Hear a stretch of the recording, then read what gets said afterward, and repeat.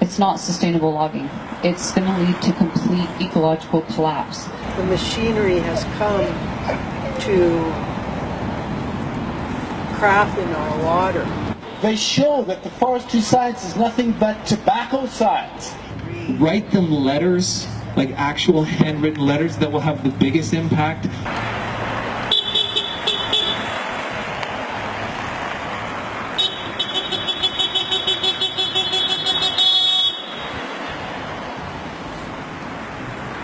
Almost every drainage is being affected right now. It's really crucial.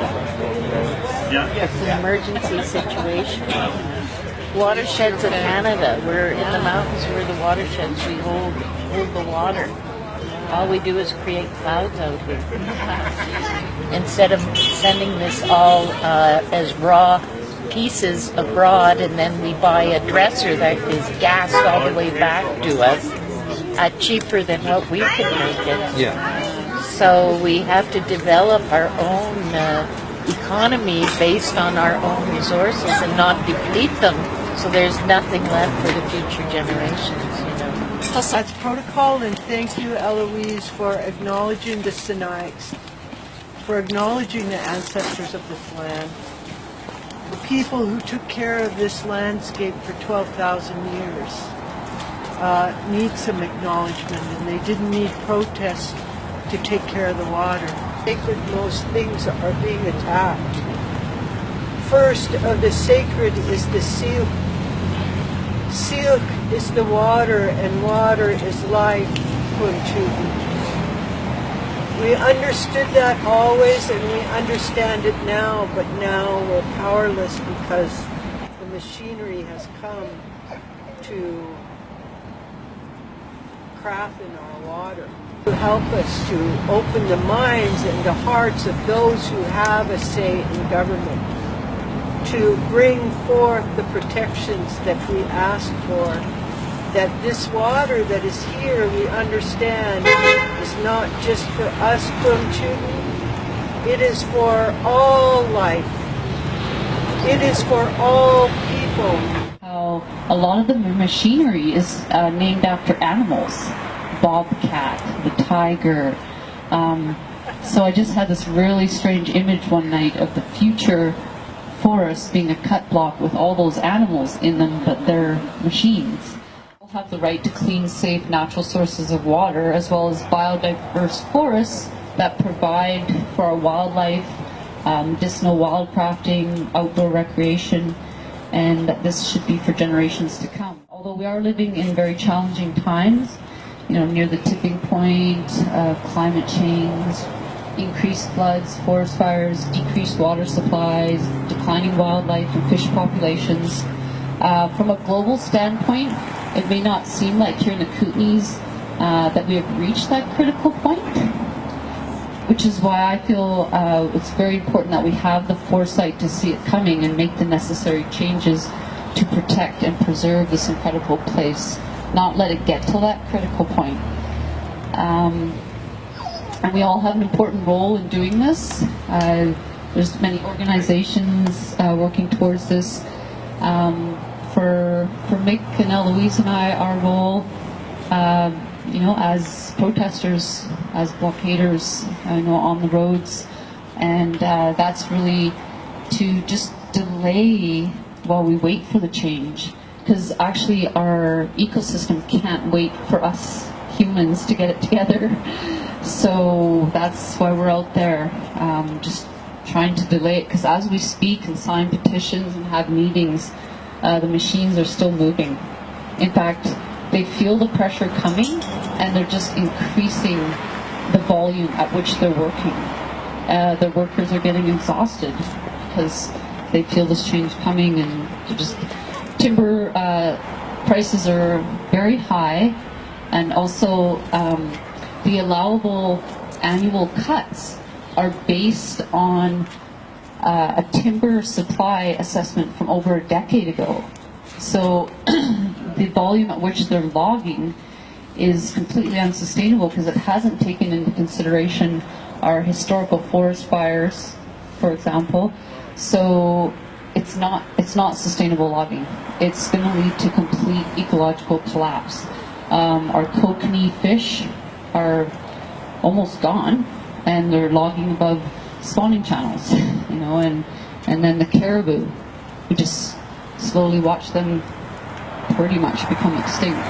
So we really want to advocate towards changing the legislation and reducing those allowable cuts to consider the times we're living in. Another issue is the independent contractors get fined if they don't meet those allowable cuts. So even they're in a really difficult position as well. As Interior Lumber Manufacturers Association was quoted saying, we've logged out the back country, so now we're in the front country. So in our watersheds. And it's volume-based logging, so not area-based. So this volume-based logging with 50% of it or more going over the border, so not even to our local mills, not all of it anyway, and so further job loss as well, shutting down local mills that used to support communities. Also with the use of feller bunchers that can do the job of 12 crew members, and you get multiple feller bunchers in there, there's further job loss. And then our independent contractors, if they want to keep up, they have to travel further to these jobs. You know, they wipe out a valley and then they go on to the next. So our independent contractors' overhead costs go up, the carbon impact of hauling to these other places. So the whole argument about we're taking away jobs by trying to create this change, that's not the case. We're actually trying to create more jobs back into our local communities and open up our local mills again. Is they're replanting just the cash crop trees. So these monolithic forests, they're not biodiverse. They don't feed our wildlife, so that's another huge consideration. We're not living in these times that we were living in before, so we really got to take into consideration the cumulative effects of this volume-based logging combined with the historical rise of forest fires, and you can throw fire mitigation in there as well, and that's, you know, a touchy subject, but with all of those combined are resulting in the collapse of our ecosystems in the Kootenays. And we just don't have the time to wait. And we can honestly say that this land we're living in here, with the glacier-fed lakes and our forests, is amongst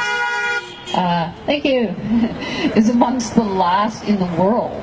Like, we can actually literally say that now, if we look on a global perspective. So, I don't know, for me it's like of the utmost urgency.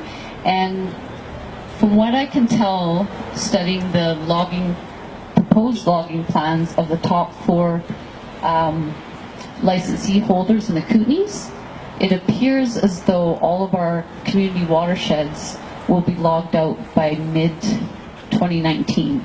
You know, they feel the change coming. So, as far as making money, if I was a corporation, and timber's so high, it would be in my best interest to get as much of it as I could while I could. And that seems to be what's happening here. Because our water quality doesn't really need to be considered, because there's contingency plans such as bottled water. There's infrastructured water. Well, we shouldn't have to be forced to all be on treated water. Interior Health considers a population under 500. Their water quality doesn't have to be considered. So these rural communities don't even have protection from Interior Health perspective because they're under a population of 500. And then as far as these landslides, increasing floods, fires, well, according to the industry, that's all naturally occurring. So these are all just big green lights to go ahead and log it out, because there's zero accountability. They don't have to be accountable. And so it's costing us our watersheds and collapse of our ecosystem, and also the logging out of our climate stabilizing forests up the Duncan and Hauser and Glacier Creek. that feeds into our lake, that stabilizes our climate, that supports our fish, everything. That'll just completely collapse our environment here. So that it really needs to be addressed and haunts me at night when I sleep. We shouldn't have to adjust to the injustices by using less water or having water meters and then we pay more for water. And yeah, our water should be preserved so we're not having to monitor how much water we're using. So, and kind of backed into a corner right now as far as the rate at which this is happening and the timeline. This is not really something we can think about and address next year. A lot of the proposed plans are due to start in the spring. You know, we'll all be just coming out of winter, you know, not really out there. So it could really happen just right behind us without even noticing, right at coming out of winter. So it's something we've got to really be on, engage yourself in your watersheds, find out what's going on. Because when we went to Slocan City, Interfor was in their watershed. It was almost completely logged out, and we went down to the city of Slocan and they had no idea it had even happened. They thought their watershed was protected by someone managing it. They were devastated, you know, they had no idea their watershed was even being logged out. So I really urge the communities to find out what's happening in your watersheds. What they're using now is a crane. It's a highline crane that's beefed up. So it's super powerful, and they lower a fella bunch it down by a cable down these incredibly steep slopes, and these are remotely operated, and one operator can actually do 3 fella bunches at a time. So that was how they logged Give Out Creek Road. If some of you noticed that terrible logging, incredibly steep slopes, that was private land. So it's called the remotely operated bulldozer technique, or ROB. It was developed in New Zealand. If you Google it, you'll see it on YouTube. Now, everything you've said, we were saying in the 80s. This is nothing new. We've been talking and talking about this. A lot of us here have been on community watershed alliances, etc. The strategy the government has used is to divide and conquer. And they've been very successful. We ended up being very divided. We have to know our enemy and what we're dealing with. Finally, when you look at what happened with the pipeline, with the NEB, was called out because they hadn't had meaningful consultation. Well, this is how they wear us down. We're community members. We're not professionals. We fundraise. We hire experts. They come in. They give expert testimony. They show that the forestry science is nothing but tobacco science. It's repudiated by the best experts out there. They sit, they're very polite. The community gets worn down. At the end of it, they say, thank you very much, and it's business as usual. There is no commitment. There's nothing they have to do to address the concerns we take up. So we get worn down, people get frustrated, it turns inwards, and there's an implosion, and the resistance gets fractured. So we have to know this, and we have to guard against that. I have been on, and a lot of you here have been on committees who spent huge amounts of time. I was a wilderness rep on the Committee of Resources and Environment way back in the 90s. Same process. We eventually try to get a land use plan happening, and again, it kind of got shelved. I understand the NDP has never really been our friend. Prior in the 80s, we used to have visual corridors, and that was an Socrat government, believe it or not. So anything you could see on the highways was protected. They could not log that. That gave watersheds protection. The NDP scrapped that, and let's be clear, the NDP is dominated by the IWA. They give them huge campaign contributions. They say what they will, but they are fractured within, and they are compromised. So the strategy they've been saying is, don't waste your vote. Vote for us. Vote strategically. It's complete bullshit. Don't buy it. Vote for the Greens. We've got to build up our resistance. So, finally, I encourage you just to keep all going, spread the word, talk to your neighbors. I'd like to thank the people who've organized this. We will prevail. Make no mistake, we will prevail. But we have to expose the techniques they're using, and we have to educate our fellow members, and we have to stand together. We have to solve our differences. Yeah. Thank you very much. Up on what Pierre said. Pierre lived on Perry Ridge years ago, and when he's talking about the government wearing down the people, I still encourage you all to continue to lobby them in any way you can. Petitions here are the important things that we're doing, that we can't give up, that yes, they can waste your time with their planning tables.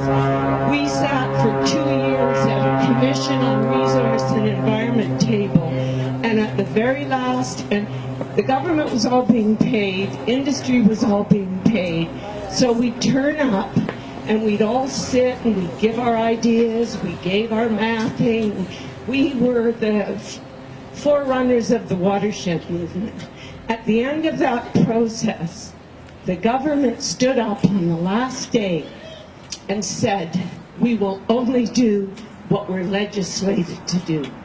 And because watersheds are not legislated for protection, they're part of the cut, Corky Evans said, we log watersheds.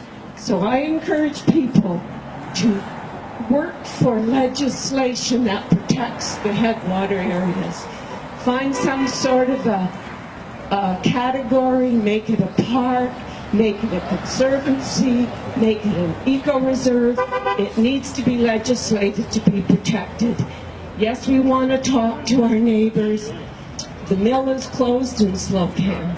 We're talking to our neighbors now. We have to. We all live there. So I just wanted to say, because I'm freezing here and sounding a little tired out from all of the activities, it's good to see young faces. It's good to hear the optimism, because maybe the government's learned something.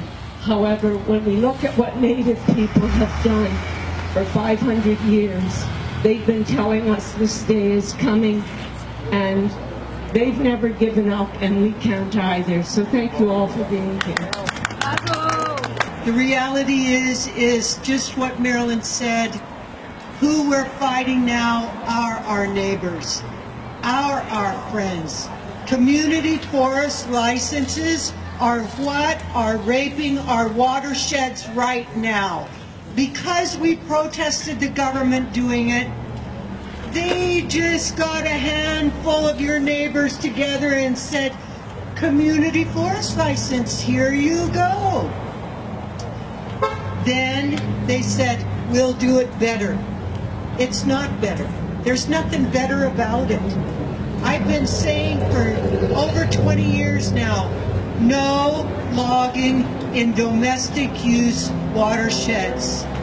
And until we all stand on that, all make that the base demand of every single one of us in our watersheds, and say no logging in domestic use watersheds, period, the government is not going to listen. We have to, like Pierre said, become united. That should be one thing. We shouldn't say, well, your watershed, not mine. It's okay in that watershed, but not mine. It's not okay in anyone's watershed, and that should be a base demand. Yes.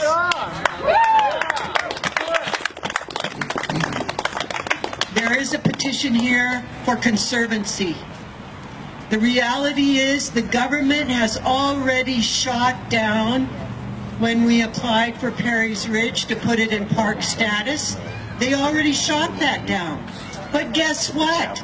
They're allowing logging, they're going into parks now. What protection is that? At least a conservancy, there's no logging and no mining. So, you know, don't just say it's okay a little bit, it's okay this, it's not okay. No logging in domestic use watersheds, and all watersheds should be placed in conservancy. That's what I've stood on all this time. We get up, we say it every time, we say it over and over. Ask Louise how many times she said it. Pierre said it over and over. Marilyn said it over and over. It's time to get our shit together, hey? And get united on those fronts and make a bottom line and stand on it. Guess what? I've been arrested for this water. I've been arrested for these trees.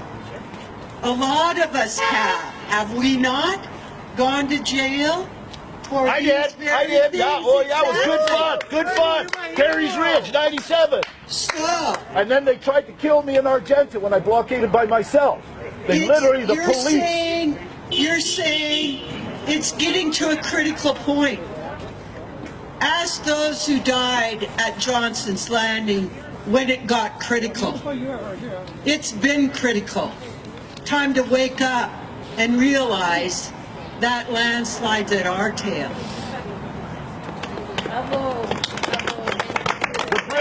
The British didn't leave India until the people got on the ground. They will not stop doing it until the people do something. The people lead, the politicians will follow. We have no MLA here. We've never had an MLA that cared about our water. I don't care if it was liberal, soap red, blah, blah, blah. We've got an MP right now smiling all the time. The NDP, they're always smiling. I would be too if I was a school teacher, getting the pension from being a school teacher. But they don't do nothing about mountain caribou. There's a fiduciary responsibility of the government to protect mountain caribou. There's fiduciary responsibility to protect this, but they won't do shit. They won't do shit. I don't need that. They won't do shit. Until we, the people, lead, the politicians will follow. Our MLA is weak and rich. Yes, Tom. Good man. Right on. Notice how they will never be able to log Vancouver's water. No, exactly. I've said it 10 times. So what's the difference? Well, because we got no people here. Will Coop was the difference. He was with BC Tap Waters. It took organizations down there to get them out of those 3 watersheds. And Will Coop with BC Tap Waters, what he did was he went to the hospital after a huge rain. And how many people had gastrointestinal problems that they linked back to the logged off areas within those watersheds. And so it was a lot of work. Those watersheds didn't get protected because somebody didn't do what you folks are doing here. So it's important to recognize Will and his works. Just to always. Please post videos of yourself saying why you care. I think that's really powerful when you speak from the heart and say which watershed you live in, why you want it protected, and then support other people who are doing that as well. So if somebody posts that, share it, like it, comment on it. That magnifies its effect. So as a new politician, we've had at least 4 of our councillors here today. We gain power from you. The more noise you make, the more posts that you can share, and the more comments you can get, that actually gives us authority in council, in parliament, in the legislature. So keep that up and do more of it directly to Michelle, to Wayne. I agree. Write them letters, like actual handwritten letters that will have the biggest impact. If not that, then send emails, post on social media and tag them. They respond so much more than you might realize from that kind of engagement. And the final thing I want to say is we are going to experience here in Nelson some direct impact in the next 6 months on the drive from Cottonwood all the way to the Nordic Ski Club at Apex. All of that is threatened, and it's going to come quicker than you might realize, and we need to do something about it. So share with your friends, go to Cottonwood, make a video there. One of the things we've been hearing is because of the logging that's been happening, and there has not been that much of an outcry, we're hearing the refrain that I guess people don't care. Like, oh, I haven't heard very much about it. When that logging went in, it was so dramatic and people didn't say very much. Well, you need to be heard. We're only 50 of us here, but we can be a lot more than that by using our voice and encouraging our friends to post and to come out to these events. So please do that. They're under threat. We have an opportunity to do something now. And in some cases, these watersheds, like Jessica has said, we're not going to have that opportunity in 6 months. They're slated to be cut, and cut, especially in the private lands. We're talking about post to post. It's not managed or selective cutting. It's stripped, clean, with not necessarily, in many cases, without the requirement to replant or to clean up the slash that's been left behind. This is what we're going to face right here. So let's get out there and do something. We're going to stop it. All right. With a watershed needs to absolutely wrap. It's in BC Environment. It's Murray. You may get Murray. He has to respond within 2 days. Everything that you put on the wrap, including they walked across and went through the fish creek, or redfish, and those fish can't get up the creek. That's what you wrap out. Yeah. They went up to Layer. That Layer slid in 2011. No one did anything. Those are fish. You are not allowed, as I understood under BC law coming through the Shuswap, you're never allowed to walk into a creek that has fish. That's an ecological fine right there. And I'm trying to figure out how the Kootenays got away with this, because there's so many creeks. Right now, the fish cannot get up. Inappropriate behavior. So you call RAP. They have to go down there and investigate that creek immediately. And why was it not repaired?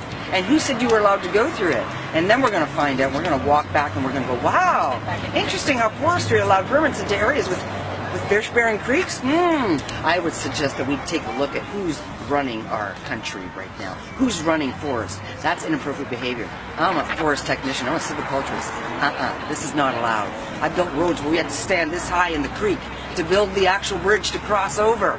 Since when do you just go over whenever you want? They did the very same thing out here in Balfour again. They brought the machines out, they just knocked it right into the creek, and now one of the guys' box was full of mud. You know what? Those guys are drinking muddy water for the last since 2011. No one's doing it. They made a mistake, however, that they did not enforce the time limit that they had in order to do this. And so now they're saying, well, you know what? The time limit is the problem. Well, at the end of the day, that water just got all muddied up after that 3-day rain again. That's a cause to call us a RAP again. They have to stop logging in all watersheds. It's inappropriate behavior. They should be ecological land reserves, community watersheds, community forests, the way it was meant to be in BC. BC's water should be feeding all of Canada. We should be bottling water for Canadians so we don't drink chlorinated water. Chlorinated water is inappropriate for the body. It causes magnesium deficiency. At the end of the day, your plasma alone is 90% water. I want you to tell me what synthetic can exchange for water. There is not one on this planet. Wrap everybody out. Wrap every watershed. We ask every watershed in British Columbia to join with us as a team. Have one. Bring all your individual pieces and individual concerns, but we all go in as one. Because as one, we will take them. So the Grand Forks watershed, it's the Kettle River Watershed Authority. Right. And so in order, if I want the people who run our watershed authority to join with what you're doing, who do I tell them to contact? You can contact me, Margaret Ann Simon. You can contact waterislife333@gmail.com, and we'll respond to you, and we will add you with all your petitions. Hopefully you've got petitions, and we will literally storm the fax machines of every government official necessary in order to create the legislation, reopen the plans that we had in the 80s that really stated that all ecological reserves are over top of every watershed. That's the only way to protect them. The gentleman was correct. The only way to protect them is to create all of them as an ecological land reserve. Every single one. I sent a map to the Premier. And I'm hoping that he will respond to that map, because that map is now the Grey Horse. If you take a look at the Grey Horse, it's the Selkirk Range. It runs all the way to Rebel Bush. If you look at the lakes alone, there are 2 major lakes all the way running beside that. Dare you pollute those lakes and all the people that live in it? We are the top of the water. We are the shed. If you ruin the shed, everybody below us will have poisoned water. Is that something that people in Canada want? I ask you that. But the email you want is waterislife at 333@gmail.com. waterislife333@gmail.com. Or Kootenai Water is Life. Either way, you will find us and we will join together. Because we cannot separate. That's what they've had you do. Oh, well, this is our town. Oh, that's our town. No, actually, this is British Columbia. This is my province. This is my country. You have to look at a larger, broader view. Not this small, little, tiny view. Because that will not do the job. Right.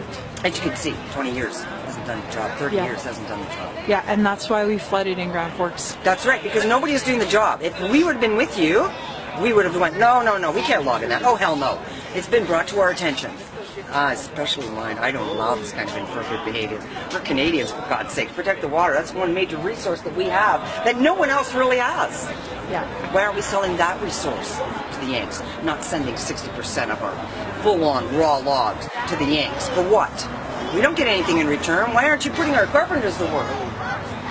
My good God, in hemp? Why aren't we turning the soils over? We don't need to log trees. We have plenty of hemp. We're building cars out of hemp.